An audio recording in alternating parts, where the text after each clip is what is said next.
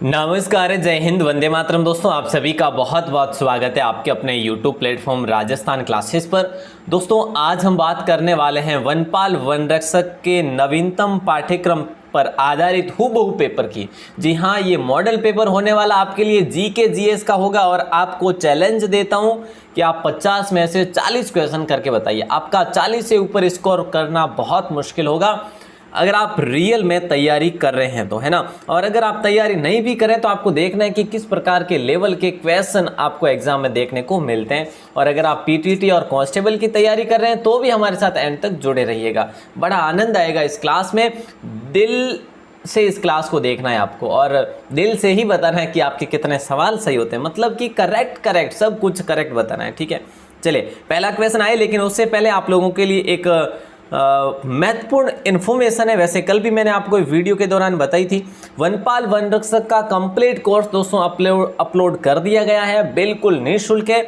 और ये कहाँ से आप कर पाएंगे, टॉपिक वाइज है वैसे, है ना। ये वेबसाइट है, अगर आप इस वेबसाइट को लिखते हैं गूगल पर जाके rajasthanclasses.in तो ईजिली एकदम से आपके समक्ष ओपन होके आ जाएगी। और अगर आप गूगल पर राजस्थान क्लासेस लिखते हैं तो भी आपके सामने वेबसाइट हमारी आ जाएगी, बिल्कुल ऐप की तरह वर्क कर रही है ये भी आपके लिए। तो आप इसको ज़रूर सर्च करें और ओपन करें, देखें कि इसमें क्या क्या मटेरियल आपको मिलता है। ठीक है, वनपाल वनरक्षक कंप्लीट कोर्स उस सेक्शन में आपको जाना होगा। ठीक है, तो ये आप जरूर कर सकते हैं। हमारे टेस्ट भी होते हैं यहाँ पे इस वेबसाइट पर मॉर्निंग 11 बजे और इवनिंग के टाइम 6 बजे। ओके, चलिए तो अब अपन शुरू करते हैं। पहला क्वेश्चन आपकी स्क्रीन पर है, आपको एंड तक हमारे साथ जुड़े रहना होगा। चलिए दोस्तों, राष्ट्रीय बाघ संरक्षण प्राधिकरण का गठन कब हुआ था? अगर ऐसा क्वेश्चन पूछा जाए तो सितंबर 2020 नहीं होगा, 2009 भी होगा, 2005 भी नहीं होगा, और ये हो जाएगा आपका 2006। ठीक है, सितंबर 2006 हो जाएगा। सितंबर 2006 में राष्ट्रीय बाघ संरक्षण प्राधिकरण का गठन हुआ था। राइट आंसर आप सभी का डी ऑप्शन लॉक होगा। अगला क्वेश्चन है, देखिए दोस्तों, यहाँ पे आज के क्वेश्चन हूबहू, मतलब ऐसी संभावना भी है कि ऐसे ही क्वेश्चन छपते हैं एग्जाम में। चलिए, मतलब ऐसे ही क्वेश्चन एग्जाम में आए हुए हैं वैसे, मेरे कहने का आशय है ना। तो वत्सराज का उत्तराधिकारी कौन था, ये आपको बताना है। देखिए, हिस्ट्री का क्वेश्चन है, वत्सराज का उत्तराधिकारी, वत्सराज कौन था? ये प्रतिहार शासक था, वे तो आप सभी जानते हैं प्रतिहार शासक था। ठीक है, और इसका उत्तराधिकारी कौन बना था? बोले सर वो बने थे नाग भट्ट द्वितीय बने थे, 805 से लेकर 833 तक रहे थे। ठीक है, तो ध्यान रखना, बहुत इंपॉर्टेंट क्वेश्चन है दोस्तों। और 833 में नाग भट्ट की मृत्यु हो जाती है। अगला क्वेश्चन आपकी स्क्रीन पर देता हूं कि इकोटोन में जो प्रजातियां प्रचुर मात्रा में पाई जाती है वो क्या कहलाती है? सर ये पारिस्थितिकी का क्वेश्चन है और हमें पूछा जा रहा है। जी हाँ, आपको, क्योंकि आप वनपाल वनरक्षक की तैयारी कर रहे हैं, तो आपका राइट आंसर ए ऑप्शन हो जाएगा, एज प्रजातियां हो जाएगी दोस्तों। क्या हो जाएगा? एज प्रजातियां हो जाएगी। और इकोटोन होता क्या है ये भी तो पता होना चाहिए ना आप लोगों को। देखिए, दो बायोम के मध्य का जो संक्रमणिक जो काल होता है, संक्रमणिक जो काल होता है, उसी क्षेत्र को मतलब संक्रमणकालीन जो क्षेत्र होता है उसी क्षेत्र को हम क्या कहते हैं? इकोटोन कहते हैं। कौन से क्षेत्र को?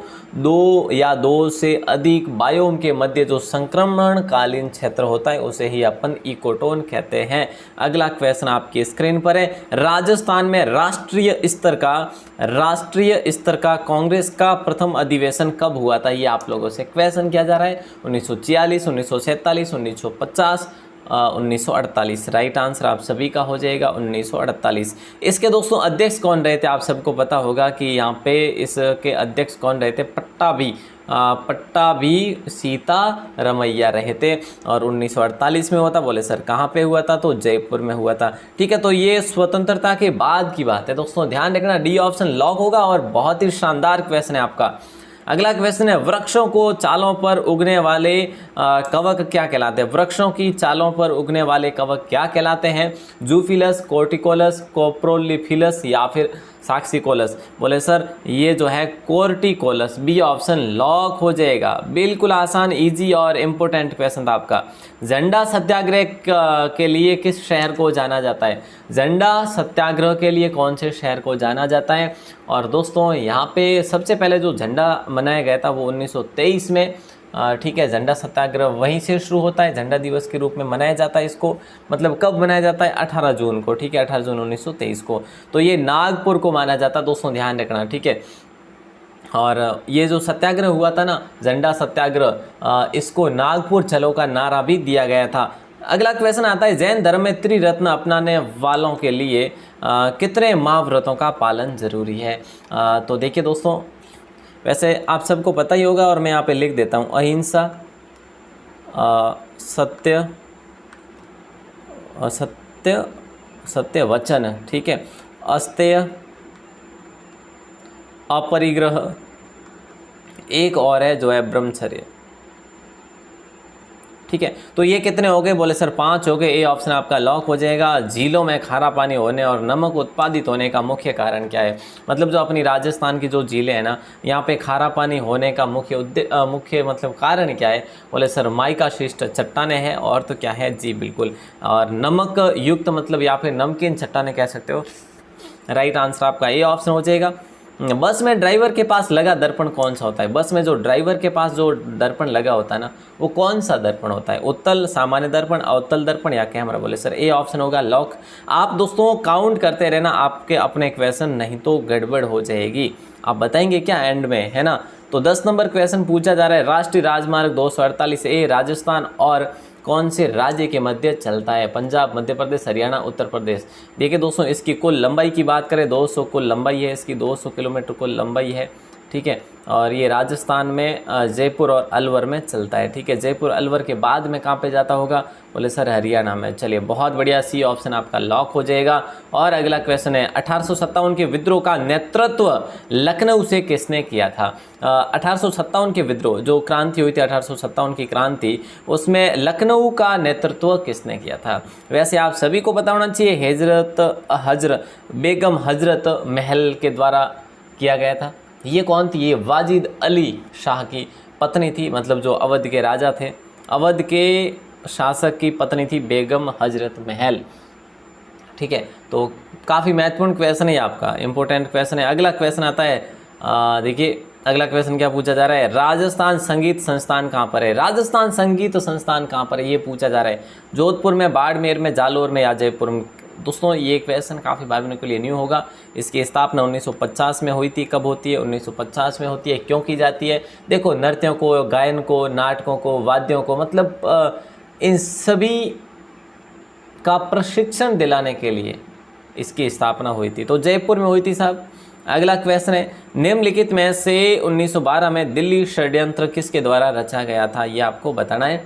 राइट आंसर रास बिहारी बोस, भाई परमानंद, सचिंद्र नाथ, अपने सान्याल सोनलाल पाठक। यहाँ पे आपका राइट आंसर ए ऑप्शन ही हो जाएगा। ठीक है, क्या हो जाएगा? ए ऑप्शन हो जाएगा। इसमें लॉर्ड होर्डिंग्स पर बम फेंके जाने की योजना थी, होर्डिंग्स पर बम फेंके जाने की योजना थी, और ये योजना सफल भी हो गई थी। जोरावर सिंह ने यहाँ पे बम फेंका था और ये जो है हाथी पर जाके लगा था, लेकिन ये बच गया था होर्डिंग्स। इसका एक अधिकारी जरूर मर गया था। अगला क्वेश्चन नंबर 14, चित्तौड़ के दूसरे शाखे में बहादुर शाह का मुख्य सेनापति कौन था? चित्तौड़ का दूसरा शाखा कब हुआ? बोले सर 1534 में। है 1534 में हुआ क्या? हाँ सर। चलिए, इसमें रूमी खान जो था ना, वो बहादुर शाह का मुख्य सेनापति था। उस समय यहाँ पे रानी कर्मावती थी और विक्रमादित्य और उदय सिंह को बूंदी की ओर भेज दिया गया था। वैसे आप सबको पता होगा, तो रूमी खान हो जाएगा राइट आंसर, और कर्मावती ने जौहर किया था। बंगाल में मुस्लिम पुनर्जागरण का पिता किसे कहा जाता है? देखिए, बंगाल में मुस्लिम पुनर्जागरण का पिता, ये काफ़ी महत्वपूर्ण क्वेश्चन है। सैयद अहमद खान को कहा जाता है? नहीं सर। तो अमीर अली को, नवाब अब्दुल लतीफ़ खान को? जी हाँ बिल्कुल, सी ऑप्शन आपका लॉक हो जाएगा। और अगला क्वेश्चन आपकी स्क्रीन पर है। इनका मतलब शिक्षा के क्षेत्र में बड़ा योगदान है, उस साइड में, शिक्षा के क्षेत्र में। ठीक है, अगला क्वेश्चन आपकी स्क्रीन पर है, किसी बांध की दीवार नींव पर अधिक, देखिए किसी बांध की दीवार नींव पर अधिक चौड़ी होती है।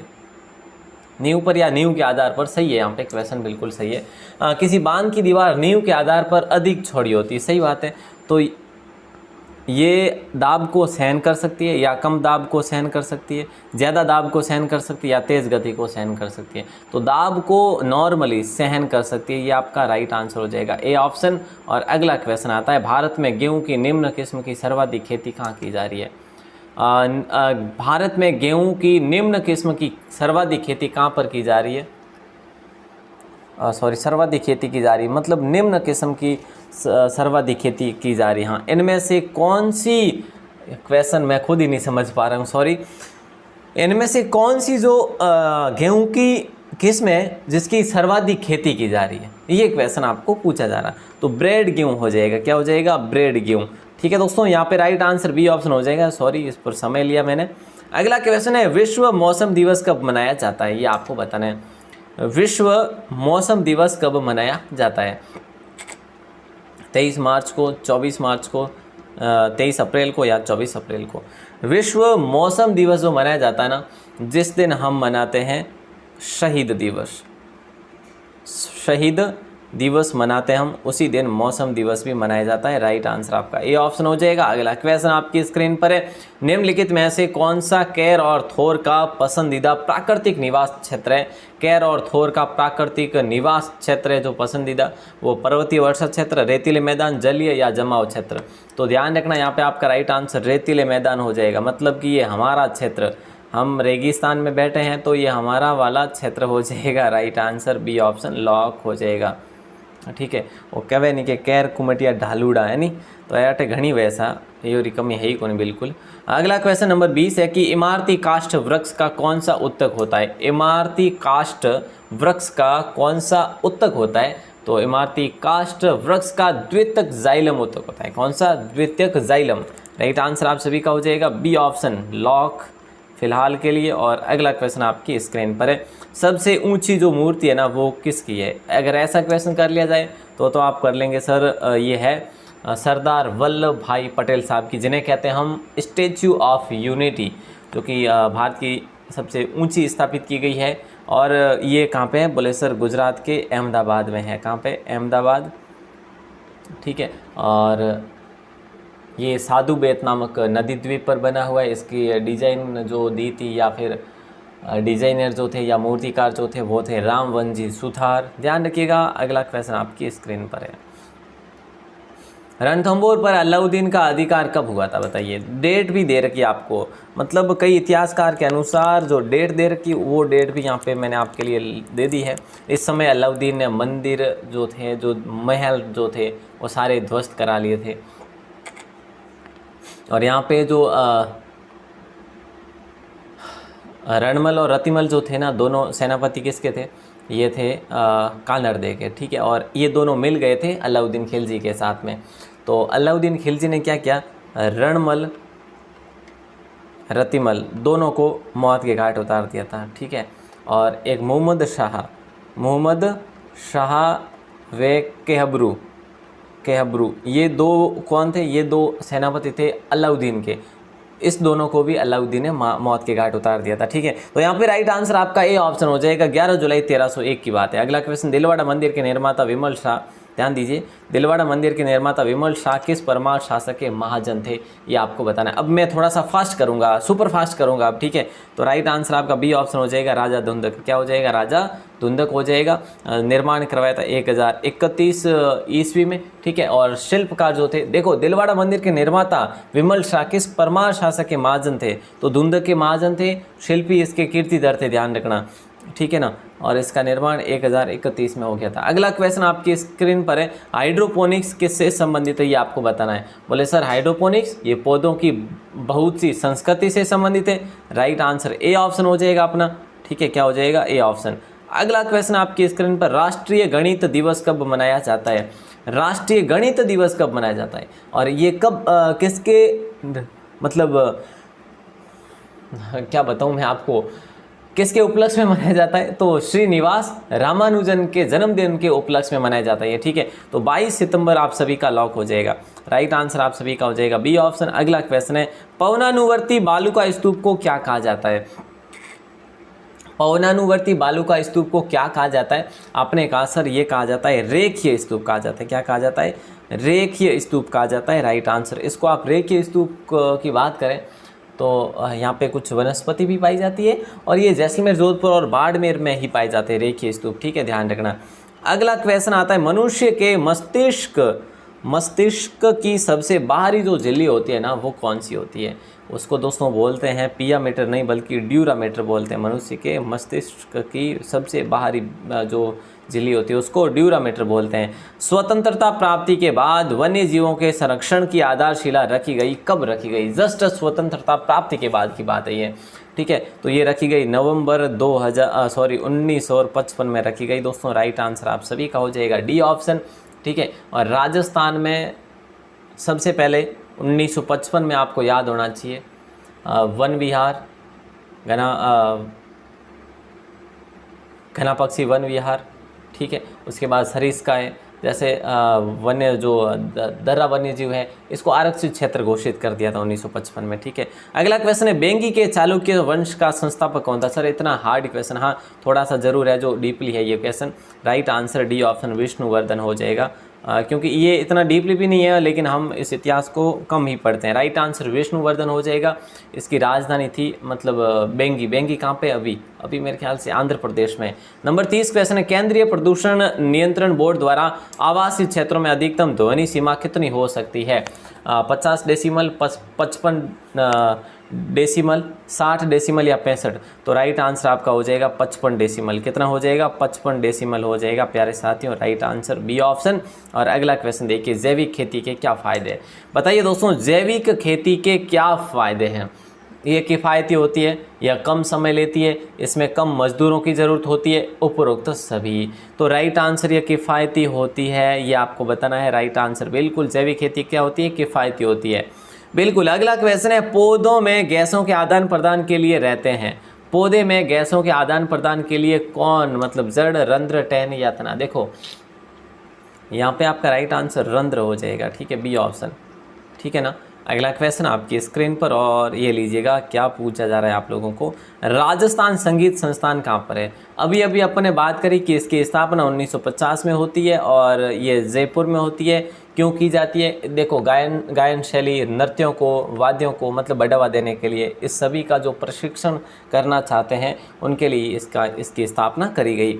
अगला क्वेश्चन है मिनी पुष्कर के नाम से भी जाना जाता है, मतलब बेणेश्वर, शिवाड़, थानेश्वर, गौतमेश्वर। गौतमेश्वर भगवान का मंदिर जो है ना ये अरनोद में है, महाराज का मंदिर अरनोद प्रतापगढ़ में है, और छोटीला सिरोही में भी है। एक छोटीला सिरोही में और एक छोटीला पाली में, लेकिन इनका मंदिर छोटीला सिरोही वाले में। और धानेश्वर यहाँ पे राइट आंसर हो जाएगा आप सभी का, सी ऑप्शन। शिवाड़ सवाई माधोपुर में वैसे, और बेणेश्वर बांसवाड़ा में है, लेकिन हमारा राइट आंसर क्या हो जाएगा यहाँ पे? धानेश्वर हो जाएगा। और ये मिनी पुष्कर के नाम से जाना जाता है। ये अजमेर ज़िले में ये स्थित है, खारी और मानसी नदी का संगम है यहाँ पे। अगला क्वेश्चन है एजोला मक्का की खेती के लिए मृदा उर्वरता को बढ़ाता है, या फिर गेहूं या जौ या फिर चावल? कौन सी खेती की उर्वरता को बढ़ाता है प्यारे साथियों? ये चावल की खेती की उर्वरता को बढ़ाता है। कौन? एजोला। राइट आंसर आपका हो जाएगा डी ऑप्शन, ठीक है। और ये चावल कहाँ पे होता है? जहाँ उष्ण और नम जलवायु होती है वहाँ पे, और मिट्टी वहाँ की कैसी होनी चाहिए? चिकनी और काली मिट्टी हो तो वहाँ पे चावल अच्छे तरीके से हो जाते हैं।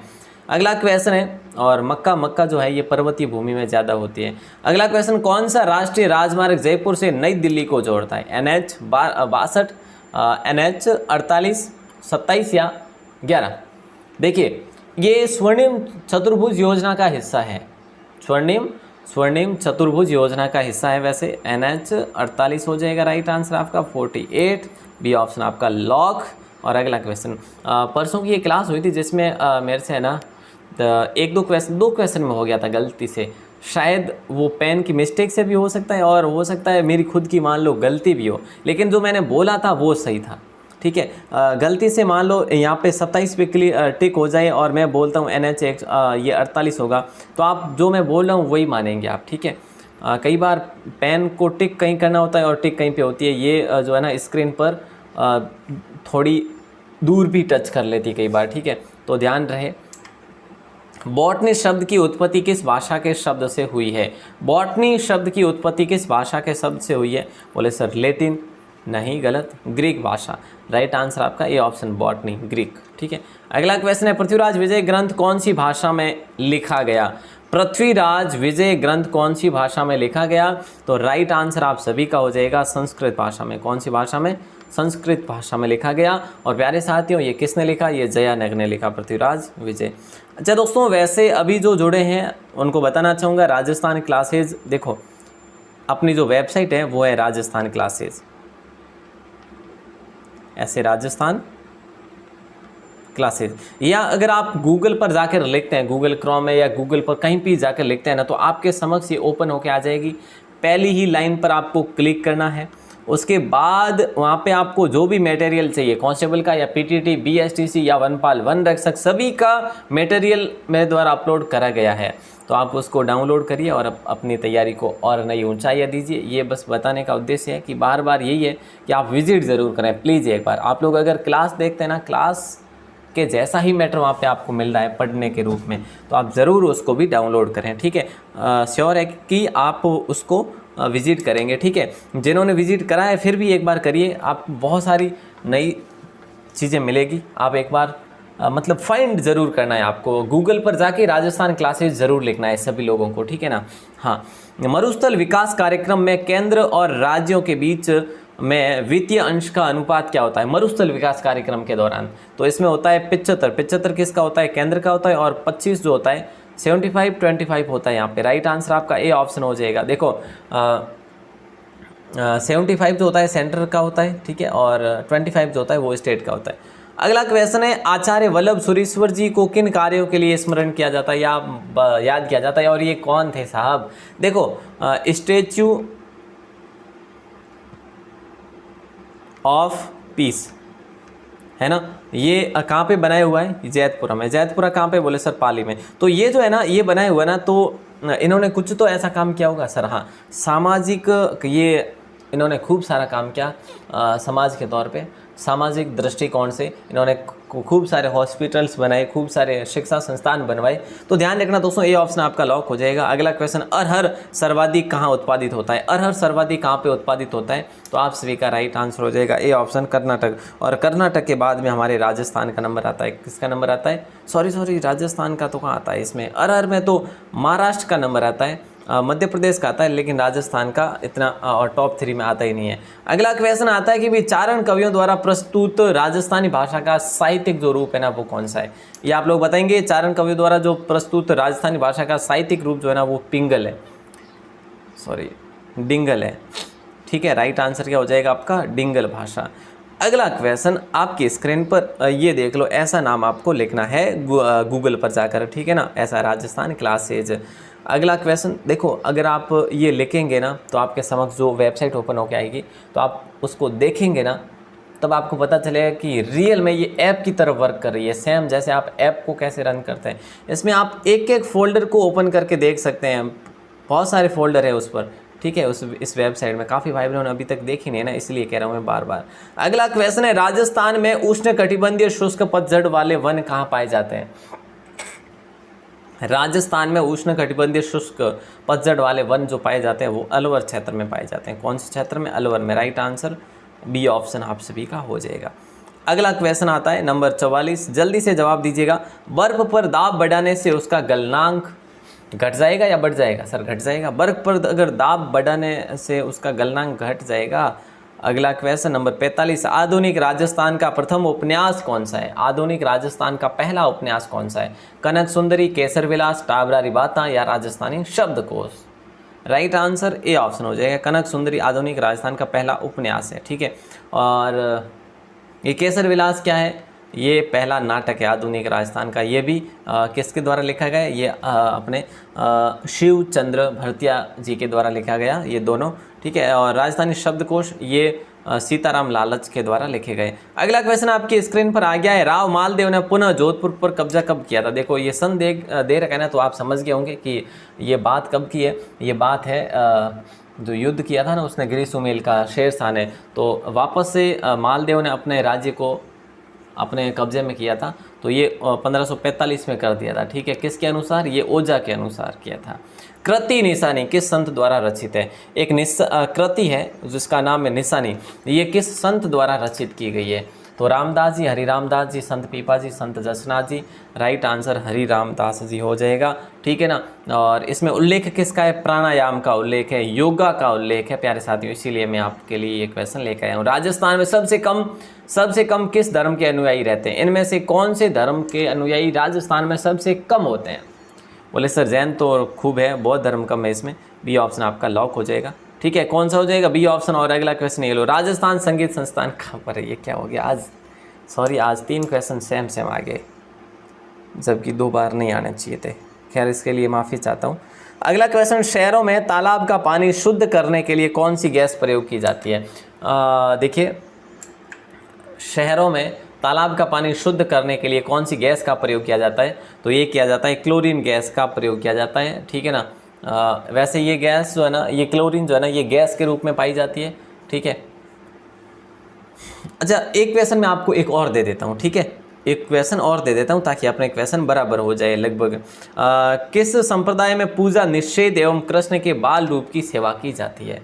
तो आपका राइट आंसर हो जाएगा, वो हो जाएगा वैष्णव धर्म। तो अब आप बताएंगे कि 50 में से आपके कितने क्वेश्चन सही हुए। प्लीज़, आपके लिए आज मैंने कोई क्वेश्चन नहीं छोड़ा है, आप इसका आंसर देंगे तभी मुझे भी आनंद आएगा कि रियल में आप लोगों ने सवाल का जवाब दिया है। और दोस्तों, ये संपूर्ण कोर्स आप ले सकते हैं, मैंने जैसा कि बताया इसके अकॉर्डिंग आप कर सकते हैं। गूगल पर सर्च करो या फिर जो है वेबसाइट लिखो गूगल पर जाके डायरेक्ट, या राजस्थान classes.in कुछ भी लिखोगे आपके आ जाएगा ओपन होके, ठीक है।